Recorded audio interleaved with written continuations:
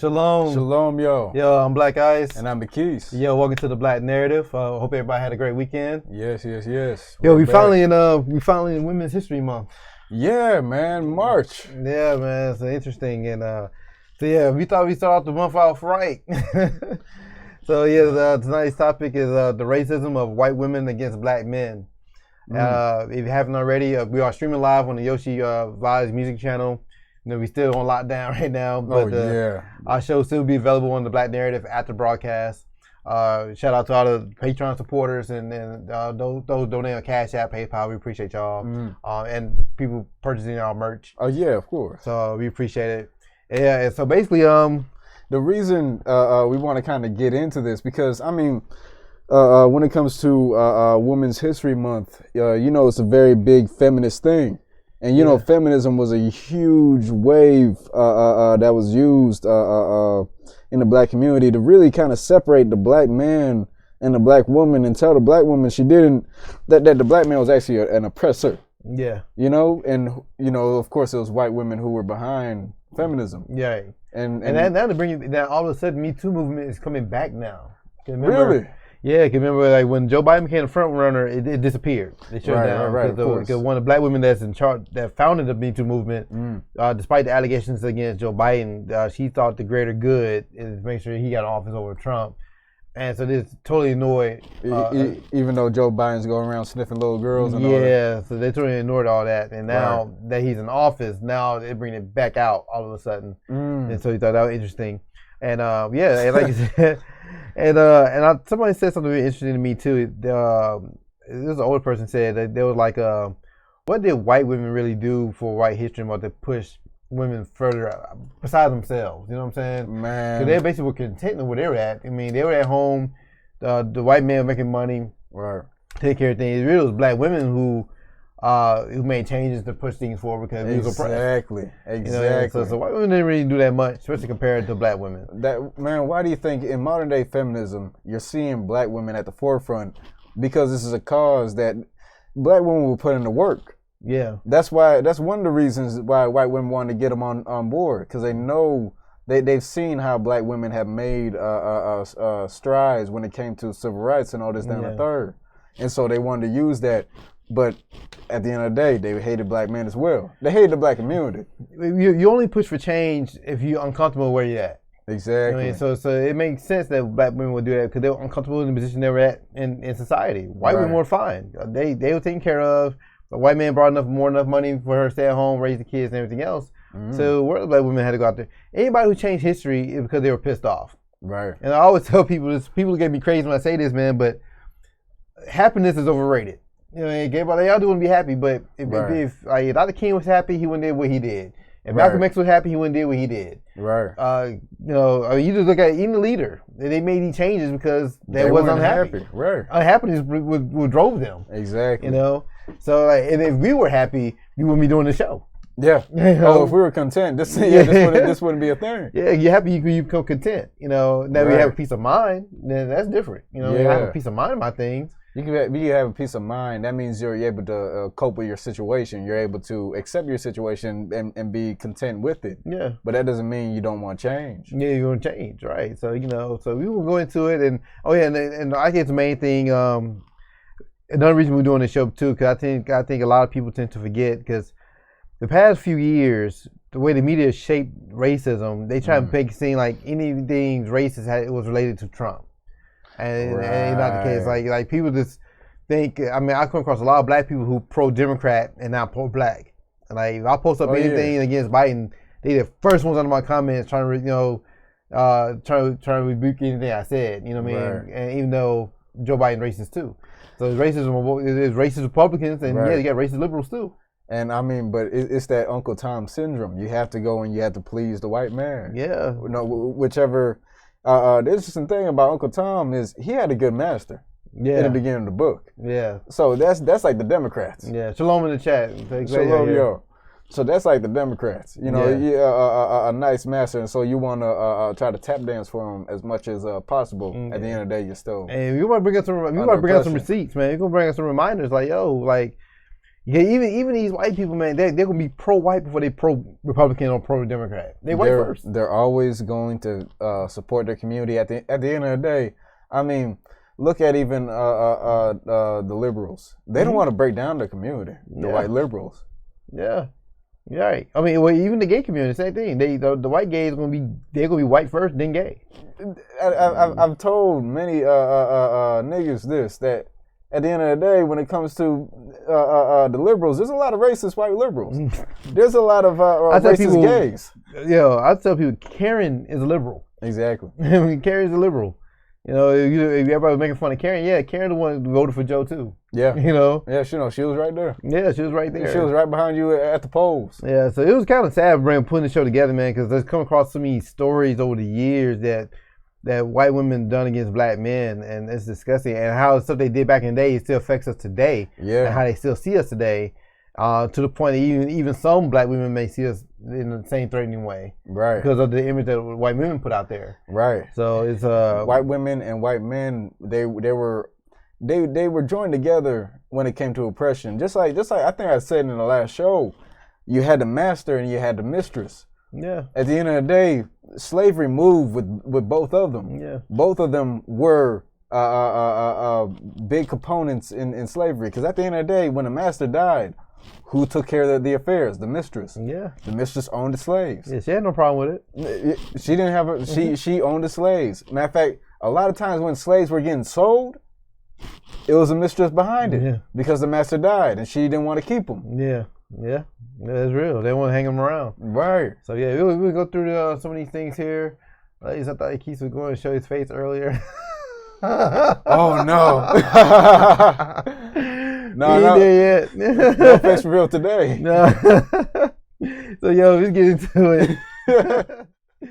So we're gonna start off. So when I started putting the show together, the first thing that came to mind was Emmett Till. Oh yeah. Oh for real. Yeah, that first thing that came to mind. So Emmett Till, a 14-year-old African American boy, was murdered in August 1955 in a racist attack that shocked the nation and provided catalyst for the emerging civil rights movement. 1955. 1955, man. That's not really that long ago. No, I mean, our grandparents were alive. Yeah, grandparents were alive. You know, right. A Chicago native, Till was visiting relatives in Money, Mississippi. That's funny. Like, how did you get that Yeah, name? right. When he was accused of harassing a local white woman. Several days later, relatives of the woman abducted Till, brutally beating and killing him before disposing of his body in a nearby river. Till's devastated mother insisted on a public open casket funeral for her son to shed light on the violence inflicted on blacks in the South. Till's murderers were acquitted, but his death galvanized the civil rights activists nationwide. Now, something that often gets past people's radar, because I mean, you're seeing what the man did to Emmett Till. Who accused Emmett Till? A white woman did. She was the one that triggered it. Exactly. She was the one that went to her relatives and said, "This black boy he harassed at me and harassed me." Right. All right. Emmett Louis Till was born July 25th, 1941 in Chicago, Illinois. The only child of Louis and Mamie Till. Till never knew his father, a private in the United States Army during World War II. Emmett Till's mother was, by all accounts, an extraordinary woman. While she was raising Emmett Till as a single mother, she worked long hours for the Air Force. So I guess both parents military. Right. As a clerk in charge of secret and confidential files. With his mother often working more than 12-hour days, man, Till took on full share of domestic responsibilities from a very young age. His mother recalls Emmett had all the house responsibility. I mean, everything was really on his shoulders, and Emmett took it upon himself. He told me if I would work and make the money, he would take care of everything else. He cleaned and cooked quite a bit. He even took over the laundry. So he stepped up at a young age. Right. In August 1955, Till's great uncle Moses Wright came up from Mississippi to visit the family in Chicago. Yo, man, you from Mississippi, you more likely have a family in Chicago. I mean, when those people left Mississippi, they went straight north. Right. Like, I have a ton of family in Chicago. They just ran up. Yeah, they ran up. They didn't deviate left or right. They went north. At the end of his stay, Wright was planning to visit Till's cousin, Willow Parker, back to Mississippi with him to visit relatives down south. And when Till learned of his plans, he begged his mother to let him go along. I know the mother part of just hurt that she let him go. Right. You know, 3 days after arriving in Money, Mississippi on August 24th, 1955, Emmett Till and a group of teenagers entered Bryant's grocery and meat market to buy refreshments after a long day of picking cotton in the hot afternoon sun. What exactly transpired inside the grocery store that afternoon will never be known. Well, I never knew that. So his parents gave their life to the government and white people, and they still took their kid. Yeah. Oh, they don't care. They don't care, yeah. But I didn't know that either until we put the show together. I never knew both his parents were part of the military. Right. Till purchased bubblegum, and some of his kids with him would later report that either he whistled at, flirted with, or touched the hand of the store's white female clerk and wife of the owner, Carolyn Bryant, which I don't see that happening. Right. 4 days later, at approximately 2:30 in the morning on August 28th, 1955, Roy Bryant, Carolyn's husband, and his half-brother J.W. Millam kidnapped Till from Moses Wright's home. So they went to the man's house. 2:30 in the morning. It had to be scary. What? So they went in. So they beat the teenager brutally, dragged him to the bank of the Tallahatchie River. Yeah. Shot him in the head, tied him with barbed wire to a large metal fan, and shoved his mutilated body into the water. I mean, they just went above and beyond, man. Yeah, man. And then they talk about us being thugs. Right. Till's body was shipped to Chicago, where his mother opted to have an open casket funeral with Till's body on display for 5 days. Thousands of people came to the Roberts Temple Church of God to see the evidence of this brutal hate crime. Till's mother said that despite the numerous pain it caused her to see her son's dead body on display, she opted for an open casket funeral to let the world see what has happened. Because there's no way I could describe this, and I need somebody to help me tell me what it was like. In the weeks that passed between Till's burial and the murder and the kidnapping trial of Roy Bryant and J.W. Williams, 2 black publications, Jet Magazine, and Chicago Defender published graphic images of Till's corpse. By the time the trial commenced on September 19th, Emmett Till's murder had become a source of outrage and indignation throughout much of the country. Because black people and women were barred from serving jury duty, Bryant Williams was tried before an all-white, all-male jury. And after extraordinary bravery, Moses Wright took the stand and identified Bryant, that was that house he was staying at. Yeah. Identified Bryant and Williams as Till kidnappers and killers. At the time, it was almost unheard of for black people to openly accuse whites in court, and by doing so, Wright put his own life in grave danger. Man, that was bold, but and he couldn't do anything about it. I mean, you outnumbered, they come in your house with guns and they dragged them out. You couldn't do nothing to save them. Right. Despite the overwhelming evidence of the defendant's guilt and widespread pleas for justice from outside Mississippi, on September 23rd, the panel of white male jurors acquitted Bryant and Williams of all charges. The deliberation lasted a mere 67 minutes. You're kidding me. Only a few months later, in January 1956, Bryant and Williams admitted to committing the crime. Wow. Protected by double jeopardy laws, they told the whole story of how they kidnapped and killed Emmett Till to Look magazine for $4,000. So they got paid. They got paid and sensationalized, the torture and beating and killing Emmett Till. Wow. Coming only 1 year after the Supreme Court's landmark decision in Brown versus Board of Education mandated the end of racial segregation in public schools, Till's death provided an important catalyst for the American Civil Rights Movement. And in 2007, over 50 years after the murder, the woman who claimed Till harassed her recanted parts of her account. Speaking to a historian, the 72-year-old Carolyn Bryant told him, admitted Till hadn't grabbed her. Wow. Nothing that boy did could ever justify what happened to him, she told Timothy B. Tyson, who was writing a book about the case. The revelations were made public until 2017 when the book was released, basically after she died. And then in 2018, following Dohill's admission, the Justice Department opened a new inquiry into the case. So she's saying nothing that boy could have done justify what happened to him, and yet you're the one that called the dogs on him. So what did you want to happen to him? Right. Like, you know that's what they were about to do. Sorry about the graphic images, man, but this is what they did to him. Like, I mean, you can't even tell that was a child. You can't tell that was a teenager. Like, that was brutal what they did. They literally, they tortured him and mutilated him. And he was scared. He was by himself. They pure evil. Yeah. And they call us thugs. Right. All right, so the next part, the big brute trope. Right. I mean, look at that cover. And the thing about it is, U.S. Army enlist. At the bottom of that poster, it says, "Destroy this mad brute. U.S. Army enlist." So that's an Army poster, first off. Yeah. I ain't kissed that before. Yeah. So that's Army propaganda. Yeah. Against us. And we signed up for it. Yeah. Yeah. Many black people like fought for the U.S. Army. Right. What does it say on that club? What does it say? It say culture? Yeah. Yo, it's funny because that's how they spell culture. Cardi B's and what's the face baby? Really? Yeah, they was culture with a K. Wow. So the culture of the brute is just bloody.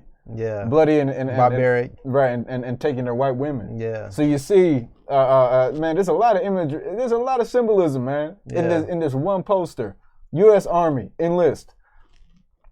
Why the hell did Vogue find this one picture? That's a pretty obscure picture, ain't it?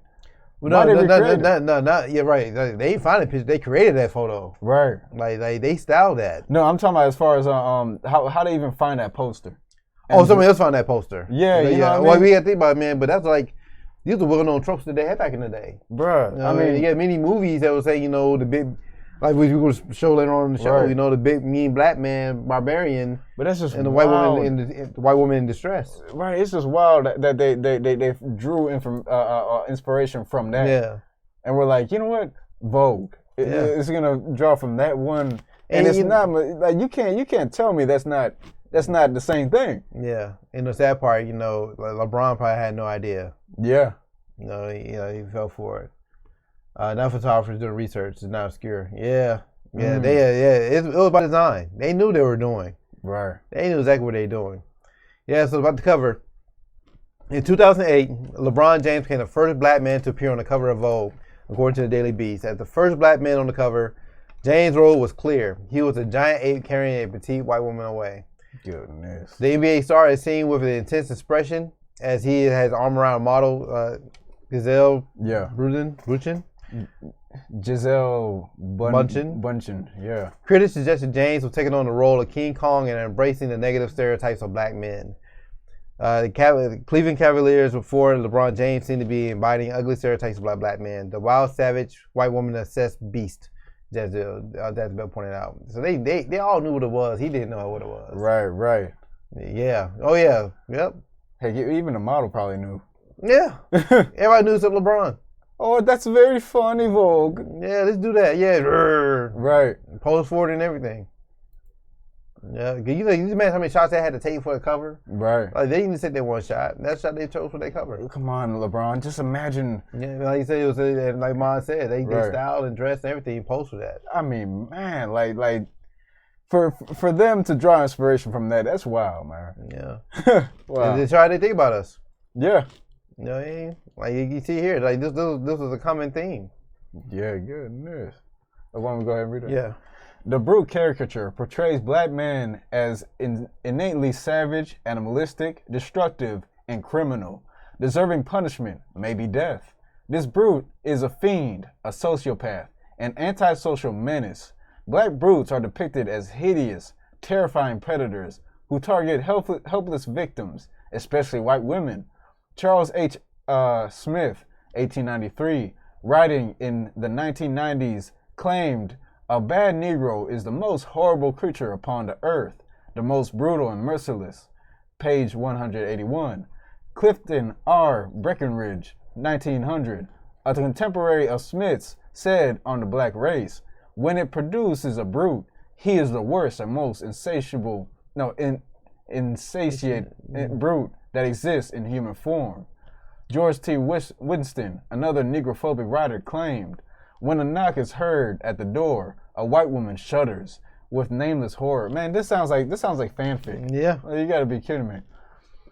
The black brute is lurking in the dark, a monstrous beast, crazed with lust. His ferocity is almost demoniacal. Demoniacal? Yeah, that's right. A mad bull or tiger could scarcely be more brutal. A whole community is frenzied with horror, with a blind and furious rage for vengeance. Yeah. So which community is he talking about? Yeah. The black community looking for No, vengeance, or the white community? No, the white community. Right. Yeah. So you see delusion when people just want like an excuse to do something. Yeah. They want an excuse to lynch black folks, so they're saying that black men are just gonna be creeping around white neighborhoods, waiting for the husbands to go to work and pretend like they're the milkman. But look at the way it's advertised. It's almost like a romance novel. Right? They're so scared of this brute black man, but yet they lust after this dude. Bro, they obsessed over it. Yeah, they obsessed over it. It's really kind of sickening. Yeah. During slavery, the dominant caricatures of blacks, Mammy, Coon, Tom, and Pickaninny, portrayed them as childlike, ignorant, docile, groveling, and generally harmless. These portrayals were pragmatic and instrumental. Proponents of slavery created and promoted images of blacks that justified slavery and soothed white consciences. If slaves were childlike, for example, then a paternalistic institution where masters acted as quasi-parents to their slaves was humane, even morally right. More importantly, slaves were rarely depicted as brutes because that portrayal might have became a self-fulfilling prophecy. So and I mean, this is really true because they did look at what's it called, slavery as a kind of you're raising these slaves, even though they're fully grown adults. Let's go. Yeah, and in the chat, that was top model how he sought after. It was a body issue, I think. Yes, it was a body issue. Let me see. That was Tom Brady's wife. Why they pick? Was that Tom Brady's wife? I totally forgot about that. You're all right. So that is Tom Brady's wife. Yeah, I think so. Yep. You gotta be kidding me, yo. Yep. Wow. Yeah, I totally forgot about that. Yeah, she makes top dollar. She made more than Tom Brady by far. You're kidding me. As a model. Wow. Yeah. Yep. I totally forgot about that. Yep. Notice all the females are blondes, right? Yeah, I totally forgot about that. Because their whole Aryan race thing. Yep.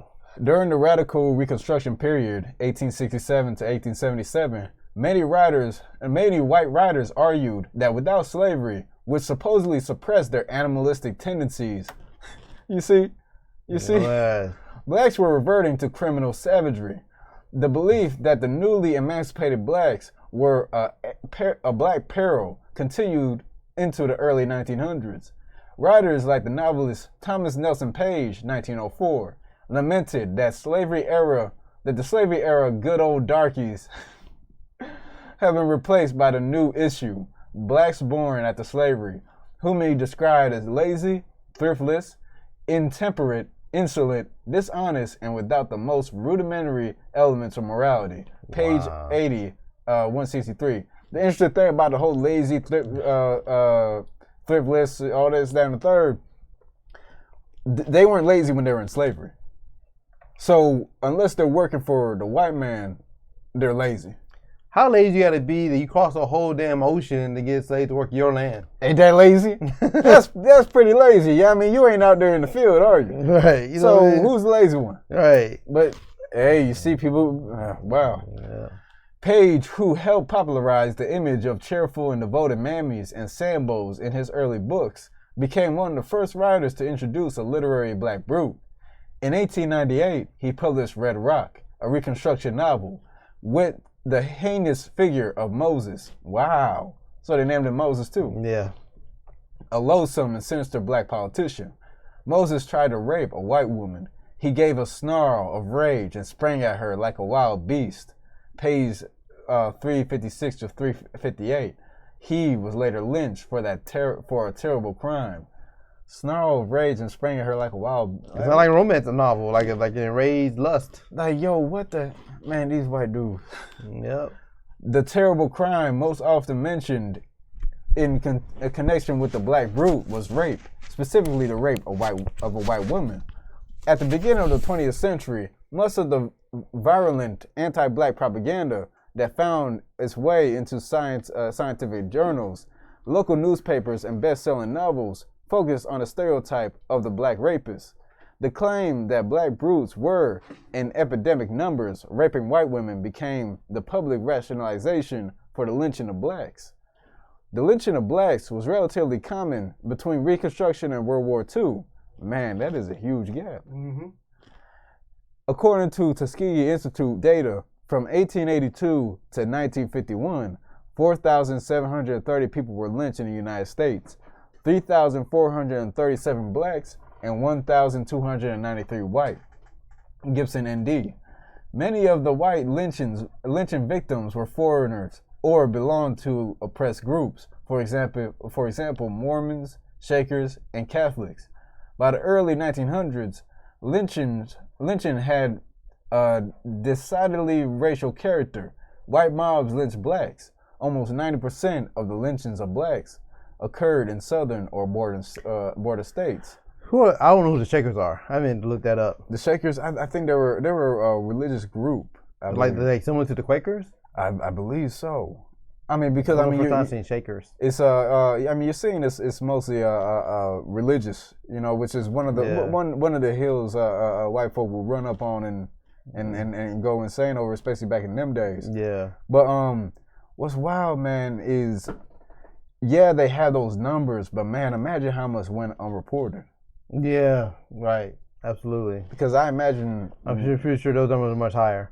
And imagine, because those are the ones that are reported. Think about how much the South tries to, or the U.S. really. Let's not just call it the South. Tries to cover up these kind of crimes. Yeah, they had to revisionist history. Exactly. Right. Yeah. Many of these victims were ritualistically tortured. In 1904, Luther Holbert and his wife were burnt to death. They were tied to trees while the funeral parades were being prepared. They were forced to hold out their hands while one finger at a time was chopped off. Goodness, yo. The fingers were distributed as souvenirs. The ears were cut off. Holbert was beaten severely, his skull fractured, and one of his eyes knocked out with a stick, hung by a thread from the socket. Members of the mob then speared the victims in a large corkscrew. What the hell? The spiral was tearing out big pieces of flesh every time it was withdrawn. Man, and so you're telling me that was because of the rape of a white woman? That's so evil, man. It said tied to the tree. Luther Holbert and his wife. What the wife do? Yeah, taking out the family, man. Man. Hold out their hands, and they chop out one finger at a time. This man screams the pain, the agony. The ears are cut off. Man. I mean, they often cut off their ears. But I mean, like at their eyeballs, like they was just savage, bro. Mind you, this was in 1904. But slavery happened so long, man. We ain't talking about just slavery. And mob lynching was a brutal and savage event. It was necessitated that the lynching victim be seen equally brutal and savage. Yeah, to justify what they were doing, right. How evil they are. Mm-hmm. As the lynching became more and more common and brutal, so did the assassination of the black character. In 1900, Charles Carroll's The Negro a Beast claimed that blacks were more akin to apes than human beings, and theorized that blacks had been the tempers of Eve. Wow. What is that even? So so that serpent was really a black man, I guess. They tempted Eve. You've got to, man. Yo, this sounds like a fanfic, man. Yeah. And the interesting thing about it, you see these tortures and all these wild things they're doing, but look at the history of the Romans. Look at the history of the Catholics. I was thinking about that. No, they did. They brought it over here. Keen of torture, man. They the masters of it. They just love that kind of stuff. They push the limits of the human body. They can't just you can't just shoot somebody. Nah, they had a torture. They got off on that, man. Goodness. Carroll said the mulatto brutes were the rapists and murderers of his time. Dr. William Howard, writing in the respectable Journal of Medicine in 1903, claimed that the attacks on defenseless white women are evidence of racial instincts in blacks. Yeah, the black birthright was a sexual madness in excess. Thomas Dixon's The Leopard Spots, a 1902 novel, claimed that emancipation that had transformed blacks from a channel to be bought and sold into a beast to be feared and guarded. Like, man, and for him to even say like the attacks of defenseless white women are evidence of racial instincts. So blacks just had instincts to attack racial women that were nowhere even near them. But and so here's the thing, man. Like back in those days, this is the same as the internet and memes we have today. You keep pushing that narrative out, people will start believing it. People start believing it. Right. It's the same thing. This show they were thinking about. We had to go. I want to skip that first part. Paragraph 2. Yeah. All right. In 1921 to 22, the United States House of Representatives and Senate debated the Dyer Bill, an anti-lynching bill. The bill provides fines and imprisonment for persons convicted of lynching in federal courts. The fines and penalties against states, counties, and cities which failed to use reasonable effort to protect citizens from lynch mobs. The Dyer Bill passed in the House of Representatives, but it was killed in the Senate by filibustering Southerners who claimed that it was unconstitutional and infringed upon states' rights. So it's unconstitutional to not kill niggas. Right, basically. Well, the following statements made by Southern congressmen during the Dyer Bill debate suggest that they were more concerned with white supremacy and oppression of blacks than they were with constitutional issues. Senator James Buchanan, Governor James Buchanan of Texas claimed that in the southern states and in secret meetings of the Negro race, white liberals preach in secret meetings of the Negro, preach the damnable doctrine of social equality, which incites the criminal sensualities of the criminal element of the Negro race and directly incites the diabolical crime of rape upon the white woman.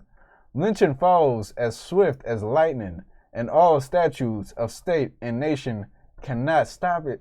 Yeah, so he said the sensualities of the what? And they went to like, this is Capitol Hill. They defended with their actions. Man, but the way that they keep describing it. Yeah, that is crazy. It was an obsession, man.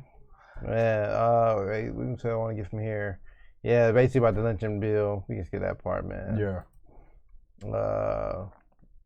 Yeah. Okay. Yeah. So this You want to start from first paragraph? Yeah. All right. Senator T.H. Carawell of Arkansas claimed that the NAACP wrote this bill and handed it to the proponents of it. These people had but one idea in view, and that was to make rape permissible and to allow the guilty to go unpunished if that rape should be committed by a Negro against a white woman in the South. So you guys didn't have court? You guys didn't have a jury? Right. You guys didn't have... We always win that favor anyway because only white men on the jury. So, exactly. So you guys didn't have police? Right, like it was one-sided the whole way around. So what's the problem? Right. If there's actual rape, yeah. Even if they falsely accused, they're getting locked up. Yeah. But they had to take it into their own hands because they had just that boiling over hate. Even though they're gonna find them guilty anyway. Right, exactly. They just couldn't wait on the trial, the due process rather. Exactly. Man, that's crazy. Despite the hyperbolic claims of those congressmen, most of the blacks lynched had not been accused of rape or attempted rape. According to the Tuskegee Institute's lynching data, the accusations against lynching victims for the years 1882 to 1951, man, that's a long. Yeah. 41% for felonious assault, 19.2% for rape, 6.1% for attempted rape, 4.9% for robbery and theft, 1.8% for insulting white people, and 27% for miscellaneous offenses. For example, trying to vote, testifying against a white man, asking a white woman to marry, or no offenses at all. Wow. Which is what the marriage license came from, the interracial marriage. Really? Yeah. I mean, the marriage license wasn't always around. Right. That's a modern day thing. The 25.3% who were accused of rape or attempted rape were often not guilty. They were killed without benefit of trial. Gunnar Myrdal, a Swedish social scientist who studied American race relations, stated, "There is much reason to believe that this figure, 25.3%, has been inflated by the fact that a mob which makes the accusation of rape is secure from any further investigation. By the broad Southern definition of rape, to include all sexual relations between Negro men and white women, and by the psychopathic fears of white women in their contacts with Negro men." Wow. So basically, like a black man looks at a white woman, he's raping her with his eyes. Right. Man, lynchings often involve castration, amputation of hands and feet, spearing with long nails and sharpened steel rods, removing with eyes, beating with blunt instruments, shooting with bullets, burning at the stake, and hanging. It was when done by Southern mobs, especially sadistic, irrespective of the criminal charge. Most white Southerners agreed that lynching was evil, but they claimed that black brutes were a greater evil. You gotta be kidding me. Now and once again, look at this imagery here, like a romance novel. It does not look right. I mean, they sat down, they illustrated that, man. Yeah. And for them to say black brutes, man.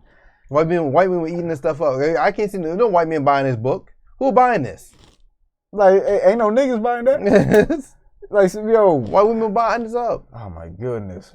Yeah, lynchings were necessary, argued many whites, to preserve the racial purity of the white race.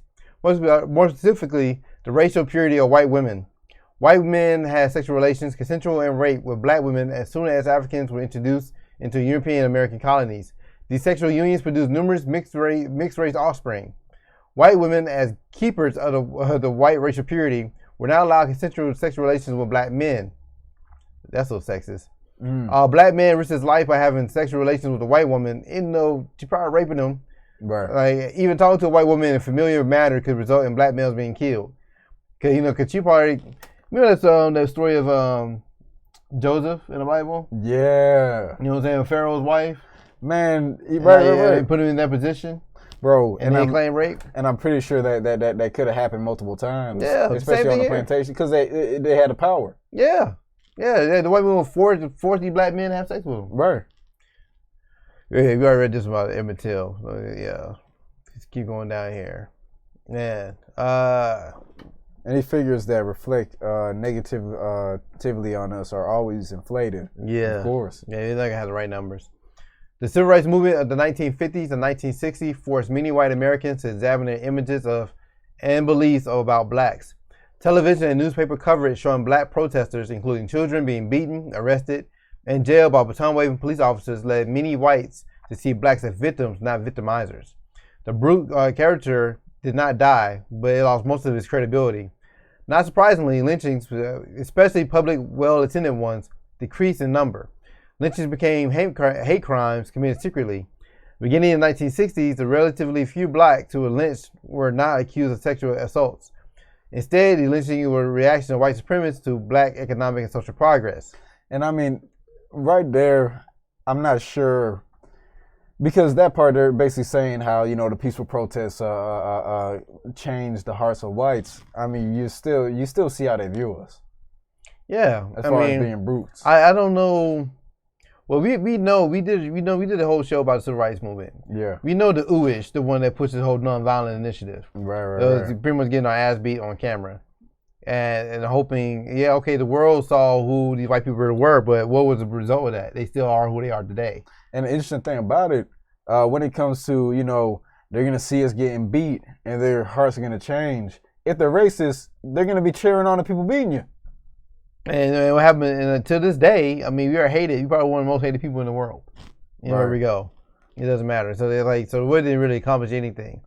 Like, I even just told somebody that today, like, someone trying to tell me that integration helped black people. I'm like, yo. How? Everybody benefited from integration but black people. Exactly. The brute caricature has not been as common as the coon caricature in American movies. The Birth of a Nation, not the recent one, but the old original one from 1915. Yes. Was the first major American movie to portray all the major anti-black caricatures, including the brute. That movie led to numerous black protests and white-initiated race riots. One result of the racial strife was that of black male actors in the 1920s to 1940s found themselves limited to coon and Tom roles. Like, you look at some old Disney movies. It was neither socially acceptable nor economically profitable to show movies where black brutes terrorized whites. I mean, Disney, Looney Tunes. Yeah, they had the Black Crows, right? Like they used us at that point. In 1960s and 1970s, black exploitation movies brought aggressive anti-white black males onto the big screen. Some of these fit the buck caricature, for example, the private detective in Shaft and the pimp in Superfly. But some of the black exploitation actors were thematic brutes. For example, Melvin Vale Peoples Man, he was speedbashing for a long time. The whole family. Character in Sweetback's badass song. Goodness, bro. Yeah, Van Peebles, 1971. Sweetback, the main character, is falsely accused of a crime. On a lam, he assaults several men, rapes a black woman, and kills corrupt police officers. The movie ends with the message, a badass nigga is coming back to collect some dues. Goodness. Death frightened whites. Young blacks tired of the Stepin Fetchit portrayals flocked to see the low-budget movie. Although dressed in the clothes of a rebel, Sweetback was much less a brute, as had been Lustful Gus in Birth of a Nation. Yeah, Birth of a Nation kind of like relaunched the KKK again. Right. It was like three phases of KKK. And then I think that was the first movie that was like shown at the White House. This goes more into the blaxploitation. Yeah, we can skip that. What about the last paragraph? In 1980s and 1990s, the typical cinema and television brute was nameless and sometimes faceless. He sprang from a hiding place. He robbed, raped, and murdered. He represented the cold brutality of urban life. Often he was a gangbanger. Sometimes he was a dope fiend. Actor who played the black brute was usually not seen on screen very long, just long enough to terrorize innocent victims. They were movie props. On television shows like Law & Order, Homicide, Life on the Streets, ER, and NYPD Blue, nameless black brutes assault, maim, and kill. On October 2nd, 2000, in our era, NBC debuted Deadline, a drama involving an inscribable journalism teacher. In the first episode, 2 young black males brutally killed 5 restaurant workers. They kill without remorse. So you see, they just keep going down along the line years after years. They keep portraying us as these brutes. Yeah. And I mean, even what was that? That Spider-Man. What's the Spider-Man with the one with where Childish Gambino was playing the some kind of bad guy? Yeah, like in the Spider-Man Homecoming. Yeah, exactly. And I mean, you see somebody like Childish Gambino playing a brute. Yeah. You know what I mean? Right. They keep pushing this narrative still to this day. You know, and as good as those Spider-Man movies were, like the live action ones, like I can't think of one good black character in any of those movies. Right. You really think like I really sat back and thought about it because I watched the movies multiple times, like Homecoming and Far From Home, and look at all the black characters in those movies. Like this is recent. Yeah, I can't think of one good black character in those movies. Right. Apart from Zendaya, who gets with a white boy. And even with that's for black males. Right. You see the black girl in there. But even when it comes to Miles Morales, you know what I mean? Very good movie, very good black character. At the end, he's infatuated with a white girl. Yeah, you're right. You know what I mean? So it doesn't. And that was a good movie too. Yeah, it doesn't ever fully just play out. You know. Yeah, I had a great debate with somebody this morning about the Spider-Man. They were comparing one with Tobey Maguire, to the one Tom Holland with the MCU. Right. And and they're comparing MJ. Zendaya, Kirsten Dunst, I think her name was. Yeah. I prefer Dunst because she looked like what MJ was in the comics. I like Zendaya's character, right? But that's not what it was made for, man. But we still had this all inclusive mindset where this past week people asked for a Black Superman by Michael B. Jordan, Bruh. And to me that makes no sense. Let the white folk have their stuff. Yeah, let's wait for them. Be original. We have our own stuff. Why? You're right. Hillary Clinton calling out men super predators. Yeah. Oh, but they love her. Yeah. I'm just chilling. Yeah. I mean, black women went out and droves voted for Hillary Clinton. Yeah. Because she had hot sauce in her bag and she was calling them super predators.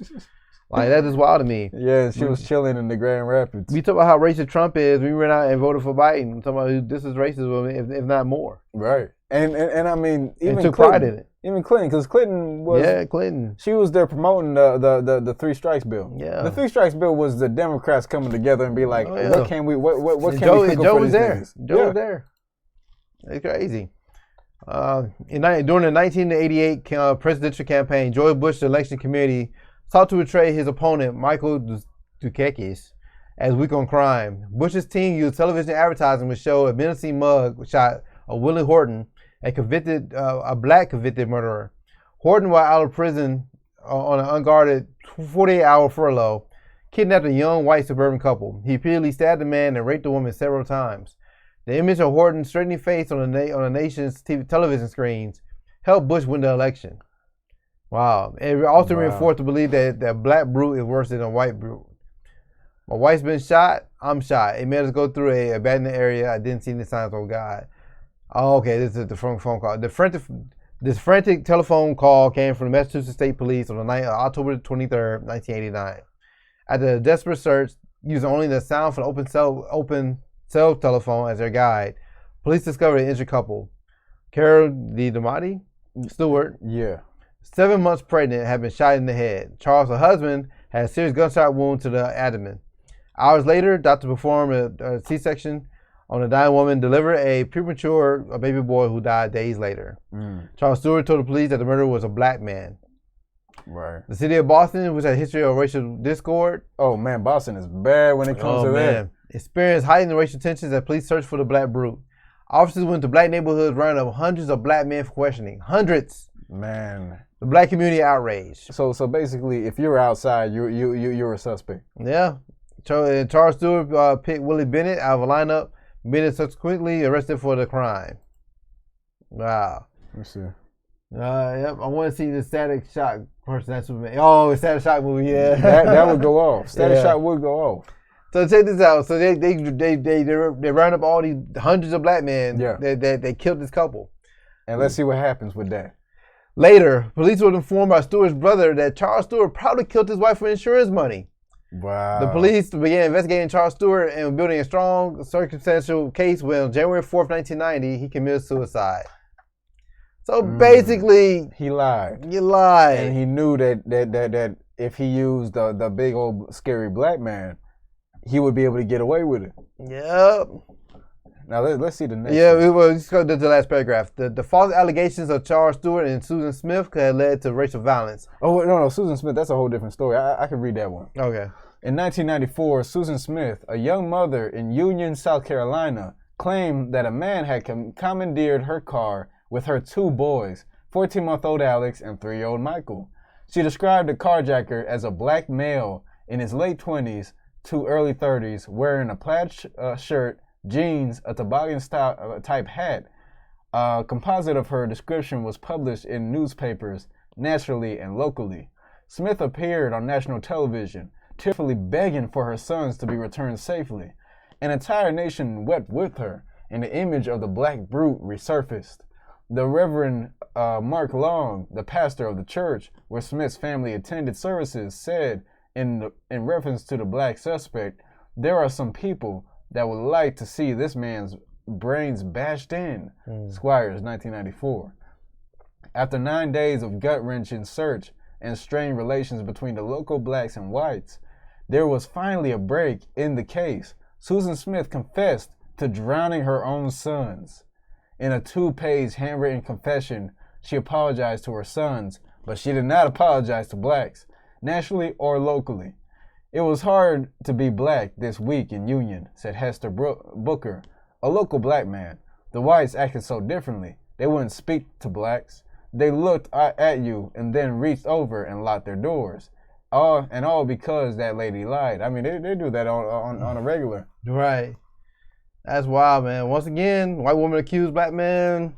Right. And the wild thing about it, she drowned her own 2 sons. So why, you got to bring a black man into it? Yeah, because she knew the brute. But you see, white women in playing victim. Yep.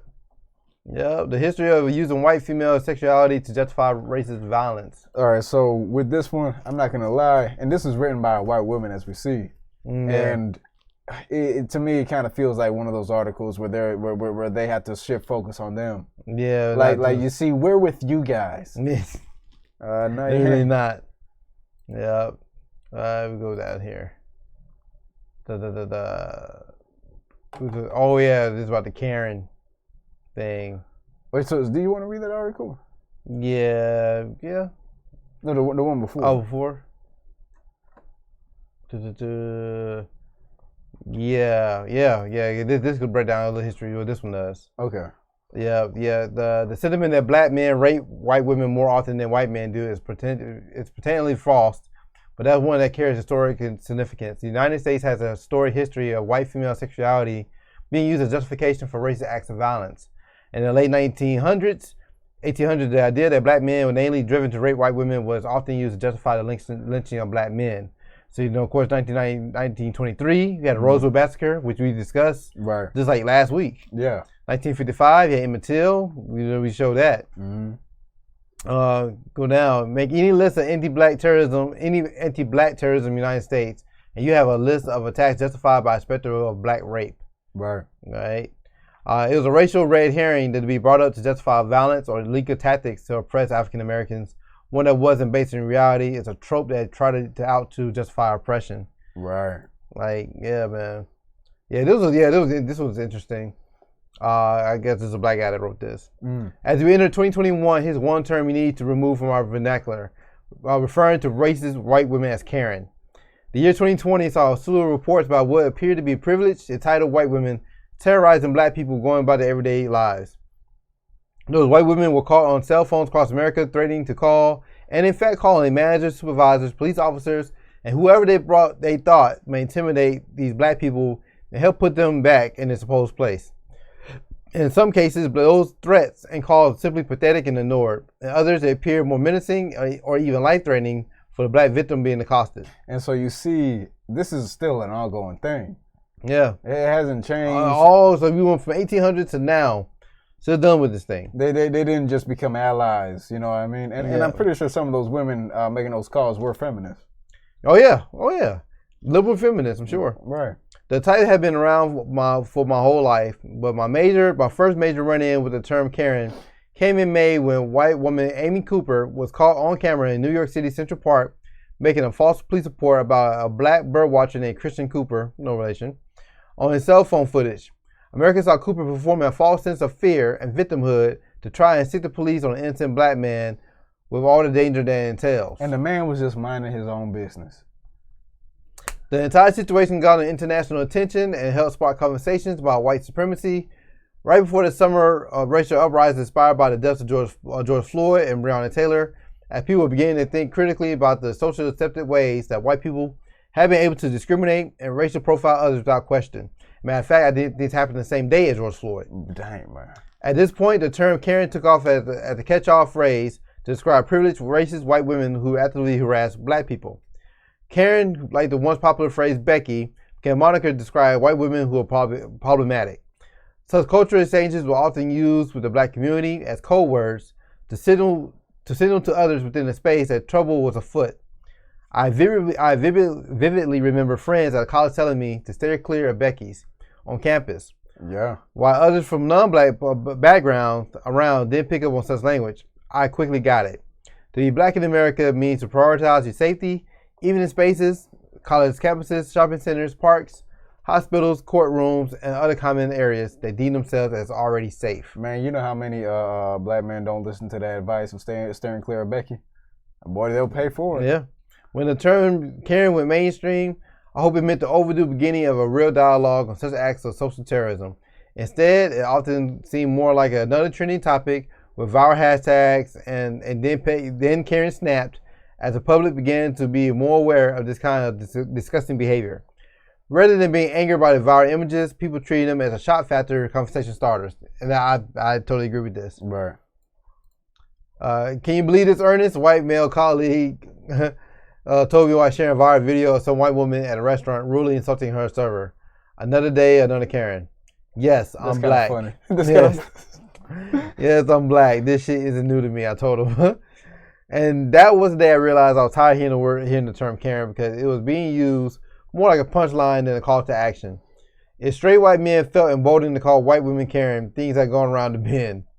Karen had become gentrified, a cultural hijacking for the context and true power the term briefly had. On YouTube, you can now see dozens of videos from white content producers cashing in on sharing the most viral Karen moments. All this had become a trend rather than a movement, a farce instead of a wake-up call. Totally agree. Yeah.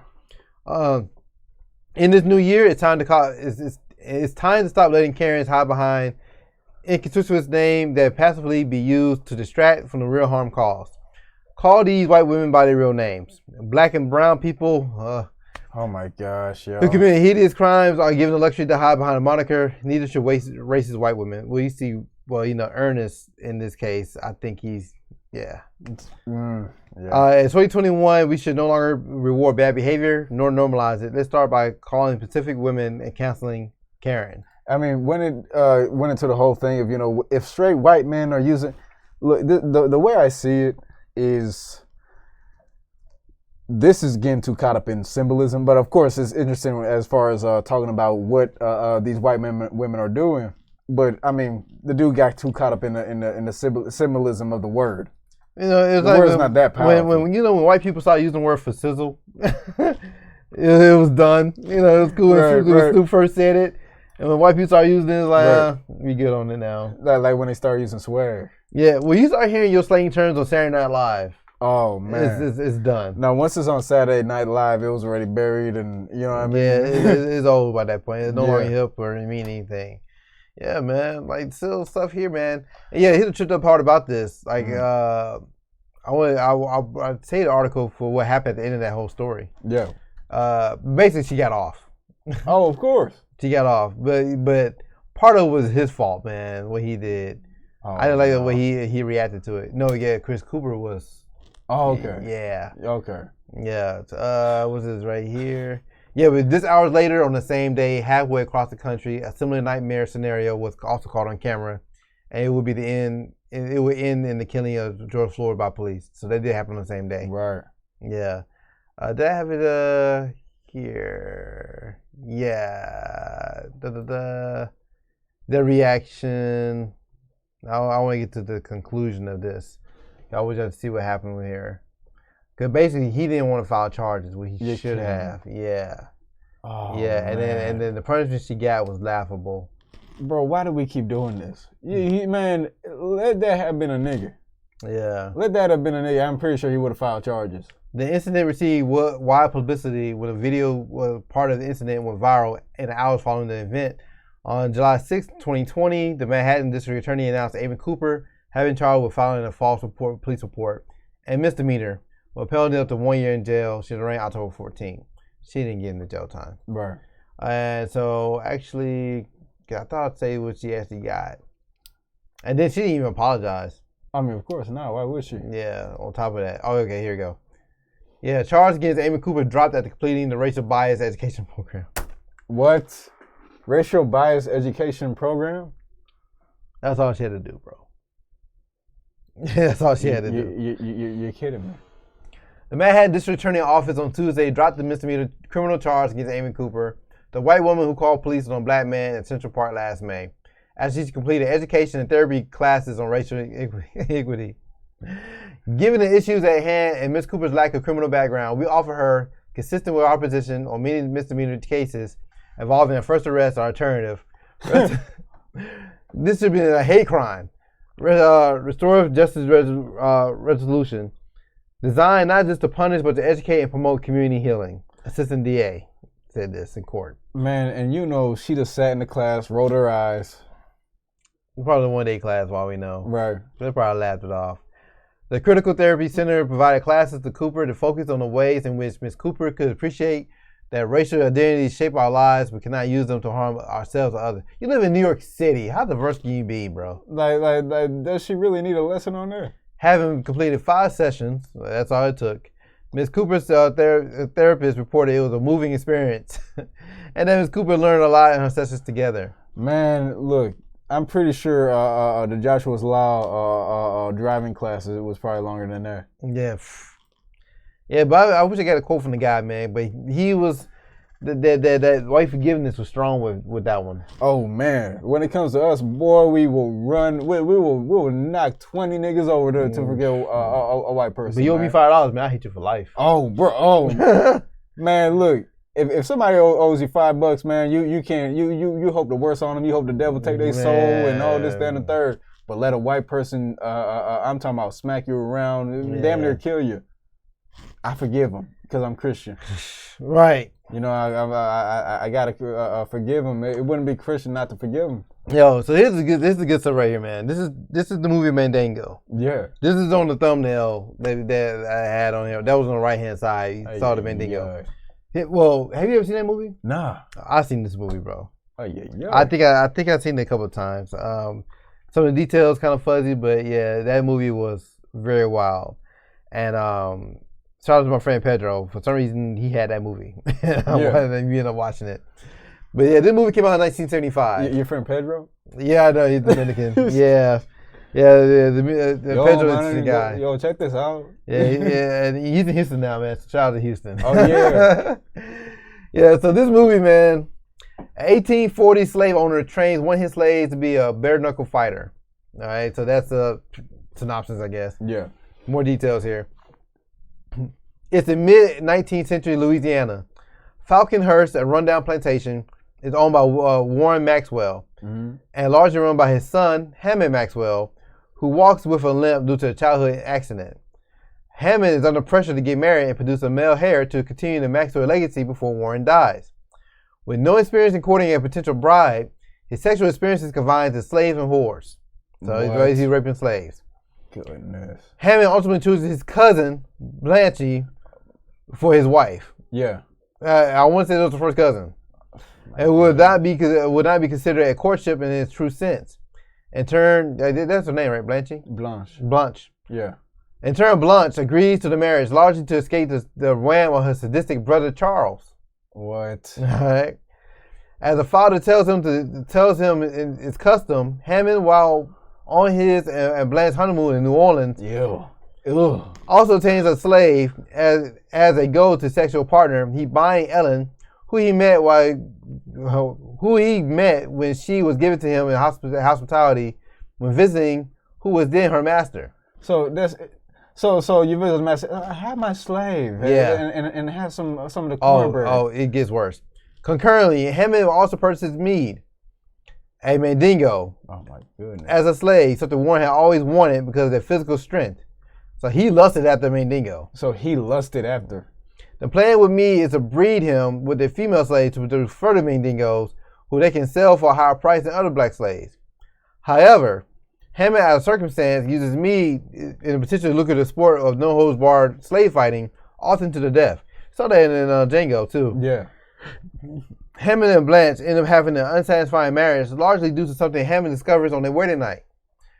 He turned into Ellen and said as the preferred woman in his life. Blanche, in return, takes her anger out on Hammond in the only way she knows how. And the process is their slaves to pay the price for their problem. So basically, when he married his cousin, this like old custom, you a virgin till you get married. Right. And I guess to build with custom, you can show the cloth. Right. So he finds out that the cousin wasn't a virgin. Goodness. So he thought it was like Mandingo, like it was a slave, but it wasn't. Yeah. She was raped by her brother. Oh my God, yo. So she was raped by her brother and she married her cousin. So of course, he already had a thing. So the husband, he already had a thing for slaves. So he was already taking anger out, raping black slaves on the plantation anyway. Right. And in turn, her being so jealous and dissatisfied, she started raping Mandingo. What? So he ended up finding out about it, basically. Oh, that's so and tried to kill him. And one of the last scenes I remember, he had a big cauldron pot thing boiling hot. Yeah. And want him to get in it. I mean, it was piping hot. Yeah, he want Mandingo hop in there. They're torturous people. Right. You know what I'm saying? So you want... So they just can't kill you. They got to torture you. Right. Yeah, so he's like, yo, you get in that cauldron pot. Yeah. So, of course, he ain't going to do that because it was scalding hot. Right. So he pushed him in there. Wow, man. Yeah, man. Like, it was, it's something else. It was very sick movie. And then during that time, this is 1975, so you even have an interracial sex scenes and whatnot going on. Right. And there was some certain scenes in there that you normally wouldn't see. Like, they showed how, like I said, they had the big house, right? Yeah. They have ceiling fans. You didn't have power. Right. So they had little slave boys all day just circling in the air, fanning them, circling in the air in there. Another thing they did was they believed, white people believed they were sick, and they put their feet on a black person. That black slave was suck up all the illnesses out their body through their feet. So in some scenes you will see like an old white man casually laying his feet on a black boy, and the black boy just laying there still, just as a prop. Wow. Like it was a lot of disturbing images in that movie, man. Like, and But, I mean, that's the kind of tip they were on. yeah, that they did, especially Right. Louisiana. Man, they were in New Orleans. They were bad. Dude, hell, he married his first cousin. Right. She was raped by her brother. Man, that's a freaking insane. That's a sick movie, bro. Yeah, and then like I said, and the slaves ended up paying a price in that because I mean he died, and then I think she died or got sold off or something. I don't remember how the ending went, and I think they had a sequel. Yes, man. But yeah, that was a wild movie, man. Like, and this show you what that mindset that led all the way up to now, and it still exists. Right. Like nothing really changed. Yeah, man. So we just thought that was just a. Yeah, yep. Oh my God. 2000. Oh, they got a Mandingo 2 in 2003. I could have sworn I saw the sequel, Mandingo 2, 2003. You gotta be kidding me, y'all. Yep. Mandingo monster. See that? What the heck, yo? Yep. These people something else. Oh my God. Look at the keywords here. Plot keywords: large penis, black man, black woman, Latina white woman. Who's looking this stuff up, man? Yeah, and then the company credit Mandingo Productions. What the hell is this? Can't make this stuff up, bro. Oh my gosh, yo. Can't make this stuff up. And man, and it just show you like these. This been going on for the longest, and now you get these same women. And like I said, we generally speaking, we ain't saying that all white people are racist. Right. But just generally speaking, now they have mass media wanna have the feminist movement, like the white women, they cool with black women, like that's never the case. Right. Cause all the time they were so jealous of the black slaves, of the women slaves. I mean, right. And on top of it, I mean, ever since even what was that dress? You know that big old bell dress that they had, the antebellum dress, where it had the big old. The reason it had that big behind was in order to imitate black women. No. They were very envious of black women. Yeah, because the white men loved it. Exactly. White men saw them as beasts, but they still would have relations with them though. Right, exactly. And so you're just seeing just all kind of foulness. And just the fetishization and the obsession with the black body. You have to think about it, and people think things have changed, and it really hasn't. Like not at all. Like human nature don't change that much. That's the mentality they still have today. Yeah, they smile in your face and be thinking these wild stuff. Like you look at some of the crimes they commit, man. Like the hoop skirt. Yeah, I believe. Yeah. The one with the wire framing. Yeah, exactly. Yeah. Wow. But it makes sense. I never thought about that. Yeah. So I guess that was like the pre Instagram filters. That was before they had the. They get a white man with a hoop thing. They're like, oh, he think he getting a big ass, and they throw on the dress, and they just. He got iron on it. They didn't have Dr. Miami back then. Yeah, so, man, that is wild, man. Yeah, this is so you just want to go across some of this the wicked history, man, because like sometimes I think we need a reminder because. Too many of us feel like times have changed and Joe Biden in office now and racism is over. No, nothing's changed. Right. And things about to get worse. And these white feminists are not your friends. Yeah. They're not your friends. These white liberals overall, you got to be wary. It's so funny because I remember looking at the map. I was looking at the Georgia map of the people that voted. And how Georgia turned blue. Yeah. And it was a high presence of blue votes in the city. Yeah. But it didn't occur to black people, like those city votes, those are the people that kick you out your neighborhood. And that's something. The gentrifiers were like, you know what? I like Biden. And the thing about it, they did not vote for Biden because they're like, he's going to be the savior of black people. They voted for Biden because they didn't like Trump. They didn't like Trump. They had far left views. Right. It had nothing to do with us. Yeah. So it's crazy, man. So, yeah, if you just want to go through some of the history, thought we kicked off Women's History Month on an interesting note and whatnot. I'm sorry with some of the graphic images and the grim stories, but yeah, I mean that's what we're here for. Yeah, you keep these things in mind. Like this stuff's still going on today. These people smiling in your face, and that's the type of stuff they be on. But I hope y'all enjoyed it. Like I said, we're gonna have this on the Black Narrative channel tonight. Definitely check out the website, check out our Discord. You catch us between shows. We do read the comments. Like and share the video. Well, that's on Black Narrative because that's what the video gonna be on. Yeah. Anything else you want to add, man? Just stay vigilant, y'all. Yeah. So we be back Thursday night, 8 p.m. on this channel. See you then. Shalom. Shalom. Good night, y'all. And I'm Akis, and we're the Black Narrative. We are a Black First and Hebrew Israelite channel on YouTube that broadcasts live every Tuesday and Thursday night at 8 p.m. Eastern Standard Time. Every week, we discuss controversial issues and challenge false narratives that are fed to Black people through mass media. We share research through videos and encourage uncomfortable conversations amongst the Black community. Our show features topics such as exposing fact checkers, the racist history of medical research, the origins of so-called Black Greek fraternity organizations, Christian origins of HBCUs, and much, much more. Look up The Black Narrative on YouTube or go to our website, www.theblacknarrative.tv. Shalom.